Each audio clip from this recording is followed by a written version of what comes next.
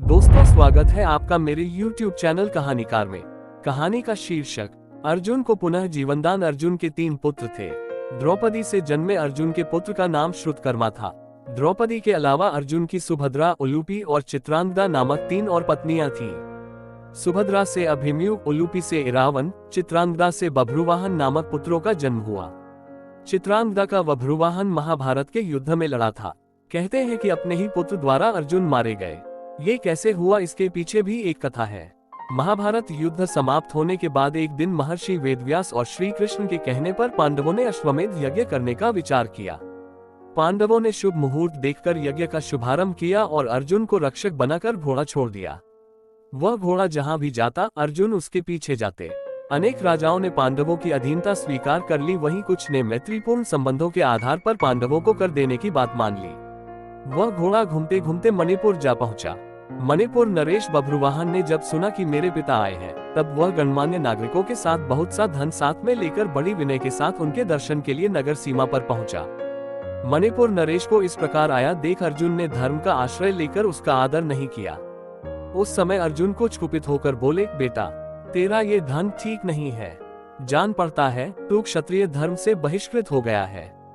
पुत्र, मैं महाराज युधिष्ठिर के यज्ञ संबंधी अश्व की रक्षा करता हुआ तेरे राज्य के भीतर आया हूँ। फिर भी तू मुझसे युद्ध क्यों नहीं करता? क्षत्रियों का धर्म है युद्ध करना। अर्जुन ने क्रोधित होकर कहा, तुझ दुर्बुद्धि को धिक्कार है। तू निश्चय ही क्षत्रिय धर्म से भ्रष्ट हो गया है। तभी तो एक स्त्री की भांति तू यहाँ युद्ध के लिए आए हुए मुझे शांतिपूर्वक साथ लेने के लिए चेष्टा कर रहा है। इस तरह अर्जुन ने अपने पुत्र को बहुत खरी खोटी सुनाई। उस समय अर्जुन की पत्नी नागन्या उलूपी भी उस वार्तालाप को सुन रही थी। तब मनोहर अंगों वाली नागन्या उलूपी धर्म निपुण बभ्रुवाहन के पास आकर यह धर्म सम्मत बात बोली, बेटा, तुम्हें विदित होना चाहिए कि मैं तुम्हारी विमाता नागन्या उलूपी हूँ। तुम मेरी आज्ञा का पालन करो, इससे तुम्हें महान धर्म की प्राप्ति होगी। तुम्हारे पिता कुरुकुल के श्रेष्ठ वीर और युद्ध के मद से उन्मत्त रहने वाले हैं, अतः इनके साथ अवश्य युद्ध करो। ऐसा करने से ये तुम पर प्रसन्न होंगे, इसमें संशय नहीं है। ये सुनकर बभ्रुवाहन ने अपने पिता अर्जुन से युद्ध करने का निश्चय की। तब अर्जुन और बभ्रुवाहन के बीच घोर युद्ध हुआ। कहते हैं कि इस युद्ध में बभ्रुवाहन मूर्छित हो गए थे और अर्जुन मारे गए थे।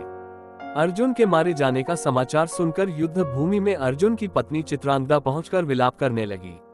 वह उलूपी से कहने लगी, तुम्हारी ही आज्ञा से मेरे पुत्र बभ्रुवाहन ने अपने पिता से युद्ध किया।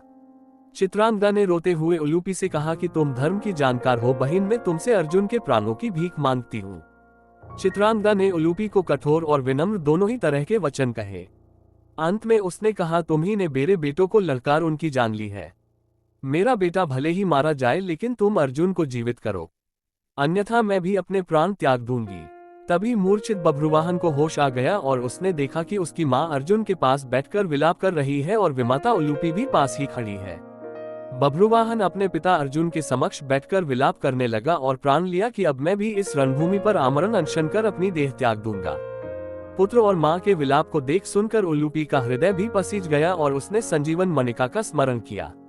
नागों के जीवन की आधारभूत मणि उसके स्मरण करते ही वहां आ गई। तब उन्होंने बभ्रुवाहन से कहा, बेटा उठो, शोक मत करो। अर्जुन तुम्हारे द्वारा परास्त नहीं हुए हैं। ये मनुष्य मात्र के लिए अजेय है। लो, ये दिव्य मणि अपने स्पर्श से सदा मरे हुए सर्पों को जीवित किया करती है। इसे अपने पिता की छाती पर रख दो, इसके स्पर्श होते ही वे जीवित हो जाएंगे। बभ्रुवाहन ने ऐसा ही किया।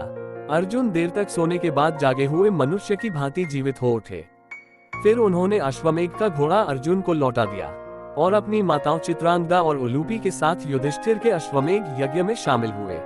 दोस्तों, कैसी लगी ये कहानी कमेंट करके जरूर बताएं और चैनल को सब्सक्राइब जरूर कर लें। मिलते हैं अगले वीडियो में एक नई कहानी के साथ, तब तक के लिए धन्यवाद।